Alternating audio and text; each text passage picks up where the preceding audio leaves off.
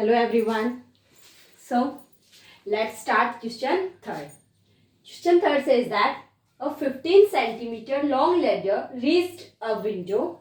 A 15 centimeter long ladder reached a window 12 centimeter high from the ground on placing it against a wall. कोई सीढ़ी है जो किसी दीवार के साथ खड़ी है और वो दीवार कितनी ऊंची है 12 metre and the ladder length is 15 meter. Now what we can find out? At a distance a, जो सीढ़ी है वो कितनी दूर है a distance पे.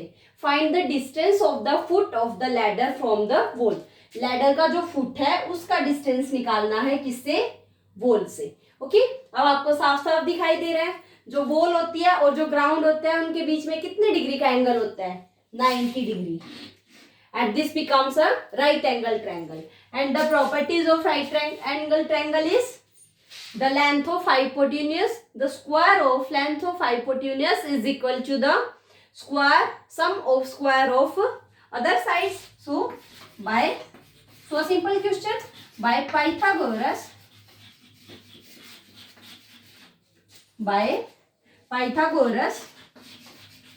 theorem क्या होगा बताइए? 15 सेंटीमीटर 15 स्क्वायर बिकॉज 90 डिग्री के ऑपोजिट क्या होता है आपका?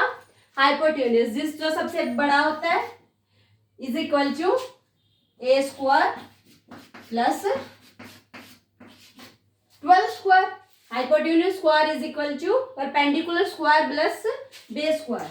Now 15 square is 225 is equal to a square plus 12 square is 144. ये प्रैक्टिस से आपको भी याद हो जाएंगे कि 12 का स्क्वायर कितना होता है? 13 का 15 का. हमें किसकी वैल्यू फाइंड आउट करनी है? ए स्क्वायर की. So we transpose this 144 from left to right. Now a square is equal to 225 minus 144. So a square is equal to 5 minus 4 1 and 12 minus 4 8 81. अब आप बताइए वो नंबर जिसका स्क्वायर 81 हो क्या होगा? 9, because 9 square is 81. This implies a is equal to 9 centimetre. Okay, जब हम दोनों साइड स्क्वायर रूट करेंगे तो a की वैल्यू कितनी होगी? 9. सो a क्या था हमारा? Length from the wall to the foot of ladder. Understood? Simple आपको दिख रहा है. जब भी राइट एंगल ट्रायंगल बनेगी हम पाइथागोरस थ्योरम यूज करेंगे और पाइथागोरस थ्योरम यूज करते ही हमारा आंसर ऑटोमेटिक निकलेगा, क्योंकि 3 चीजें होंगी. आपको एक अननोन होगा, बाकी 2 आपके पास नोन टर्म्स होंगी, और अब जो अननोन है उसको एक साइड रख के आप बाकी दूसरी को क्या कर देंगे? ट्रांसपोज कर देंगे. Understood? Now come to our next question. Fourth question says that which of the following can be sides of a right triangle. ये 3 पार्ट्स हैं और आपको ये बताना है कि इनमें से कौन से ऐसे हैं जो आपकी राइट एंगल ट्रायंगल की साइड्स बन सकती हैं. अब आपको पता है अगर किसी भी ट्रायंगल को राइट एंगल ट्रायंगल बनना है तो क्या प्रॉपर्टी चाहिए? Hypotenuse square is equal to perpendicular square plus base square. मतलब और हाइपोटेन्यूज क्या होता है? सबसे बड़ी साइड. तो अब हम इनमें से सबसे बड़ी साइड के स्क्वायर को इक्वल रख के देखेंगे कि वो इक्वल आएगा या नहीं आएगा बाकी 2 के स्क्वायर के. अब आप बताइए इनमें से सबसे बड़ी क्या है? 6.5 सेंटीमीटर. ओके, सो 6.5 सेंटीमीटर का स्क्वायर निकालिए और बाकी 2 के स्क्वायर को उसमें बाकी दोनों के स्क्वायर ऐड कीजिए. आप देखना कि अगर ये आएगा इक्वल हुआ तो आपकी राइट एंगल ट्रायंगल बन सकती है, इक्वल नहीं हुआ तो आपकी राइट एंगल ट्रायंगल नहीं बन सकती. सो 6.5 का स्क्वायर कितना होगा? 65 का स्क्वायर निकालिए. 65 का स्क्वायर कैसे निकालते हैं? हम बाद में लगा लेंगे डेसिमल तो, क्योंकि 65 का इसका मतलब होता है 6.5 इंटू 6.5 और डेसिमल तो आप बाद में कितनी डिजिट छोड़ के लगाएंगे? 1 टेंस डिजिट 2 डिजिट छोड़ के लगा लेंगे.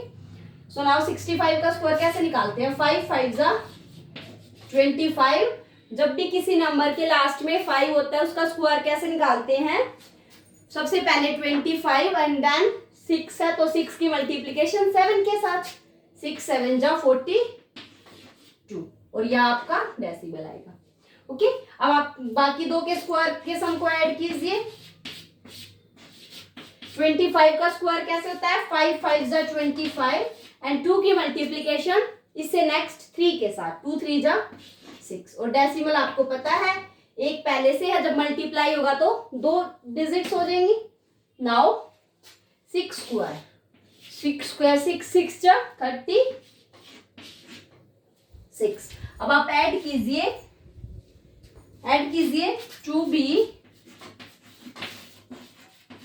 to be a right angle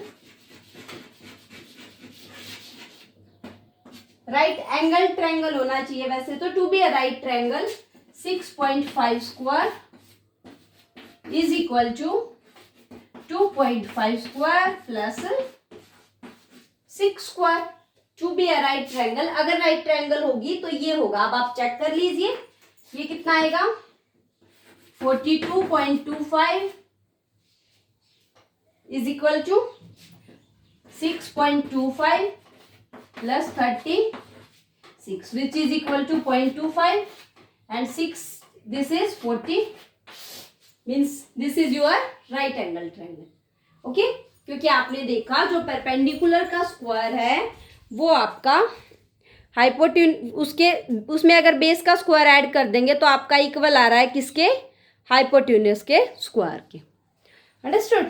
और हाइपोटेन्यूस कौन सा होता है आपका? सबसे बड़ी वाली साइड। अब इसने एक और बात कही थी लास्ट में कि अगर कोई ट्रायंगल राइट एंगल ट्रायंगल है तो आप उसका 90 का एंगल फाइंड आउट कीजिए कि कौन सा एंगल 90 का एंगल होगा। तो अब आप बताइए कौन सा होगा। Let's suppose this is your,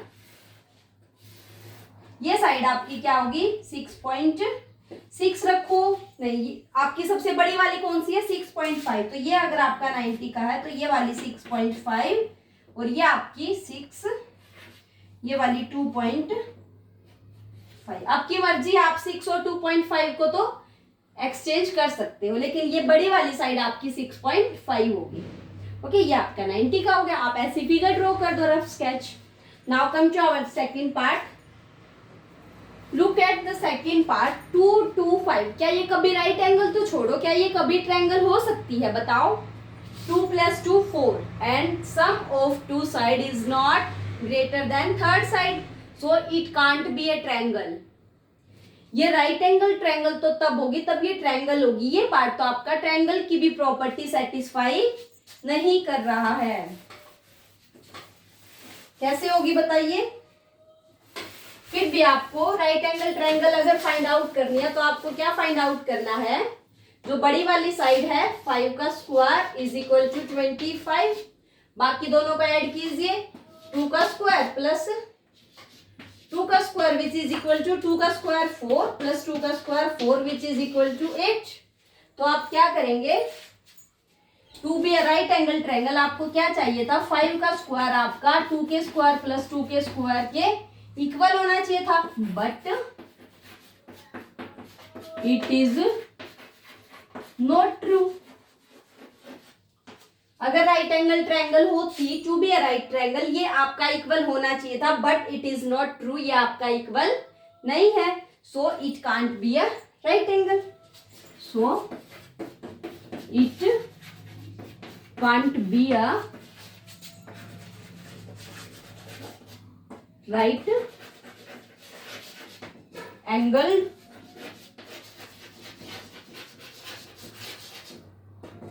triangle। Understood? ये ट्रू नहीं है, इसीलिए it can't be a right angle triangle. ये राइट एंगल ट्रायंगल नहीं हो सकती। Now come to the third part. In third part there is also, आपने क्या चेक करना? वही सबसे बड़ी वाली साइड का स्क्वायर आपका बाकी दो के स्क्वायर के सम के इक्वल है तो ये होगी, नहीं तो नहीं होगी। नाउ 1 पॉइंट ये आएगा 2.5।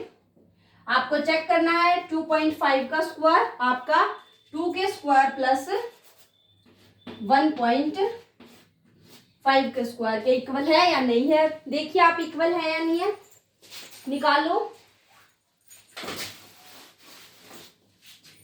क्या होगा। बड़ी वाली कौन सी है? 6.5 और आपको पता है 2.5 का स्क्वायर अभी निकाला था 6.25, उसके बाद 1.5 का स्क्वायर कितना था 2.25. नाउ बिकॉज 5 5 जा 25 एंड 1 की मल्टीप्लीकेशन 2 के साथ 2 into 1 2. नाउ अनदर इज 2 का square which is equal to 4. अब आप चेक कीजिए कि ये ट्रू है या नहीं है. It is true. ये तो ट्रू है. देखो आप 6.25 is equal to 4 plus 2.5 is also 6.5. तो ये दोनों साइड आपकी इक्वल है. It is true. So it can be a right angle triangle. Understood. अब आप इसकी फिगर बना दीजिए. ये आपका 90 के सामने कौन सी होती है सबसे बड़ी वाली साइड हाइपोटेन्यूज 2.5 सेंटीमीटर. ये आपकी छोटी लग रही है तो इसको 1.5 एंड दिस इज ओके. इसने यही पूछा था कि कौन सी ट्रायंगल आपकी राइट एंगल ट्रायंगल हो सकती है और कौन सी नहीं हो सकती. तो आपकी फर्स्ट और थर्ड पार्ट वाली जो साइड्स हैं वो आपकी राइट एंगल ट्रायंगल हो सकती है. This can be the sides of right angle triangle. Okay students. Now have a nice day and do the next question in our next video. Thank you.